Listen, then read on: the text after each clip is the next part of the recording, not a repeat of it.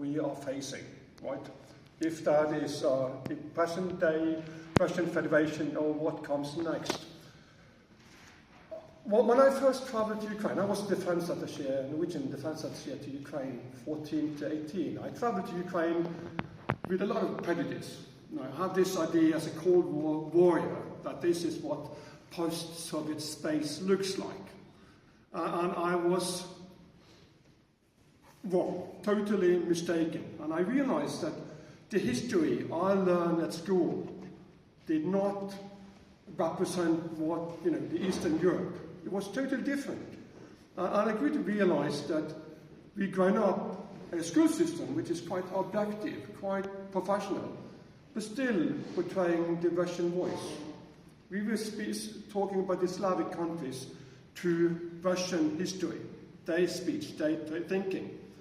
There's a really great studies, 2 years old, Ukrainian individuals who studied, did a research on US Slavic studies. I think they looked into 13 biggest universities and found that the greater part of this, if there was culture or history or language or politics, that was shaped by Russian thinking, right? So the knowledge and understanding of what's east of us in Western Europe is extremely limited. If I asked anyone on the street in Oslo or Bergen or wherever about Ukraine prior to the full-scale invasion, they would have known so much, and it would mostly be negatively charged words like post-Soviet space, corruption, these kind of things. Whereas today, nearly 4 years later, the perception has totally changed.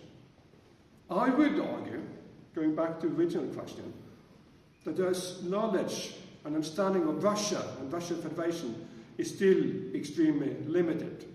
So if we want to avoid future repeating mistakes, we need to increase this knowledge.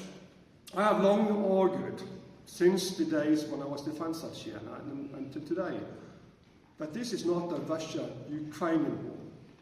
Ukraine is not the enemy of Russia. Ukraine is an extremely important objective for Russia's big, great power ambitions. But its threat, and it has said so explicitly, is the West. And yet, the West do not respond to that definition. We are exposed to a Russian hybrid war, but yet we keep calling this a Ukraine-Russian war. So at least, moving forward, we need to do something with our own understanding of what Russia is and what it's trying to achieve. We are not there yet, even 4 years into the full-scale war, or nearly 12 years after the war started.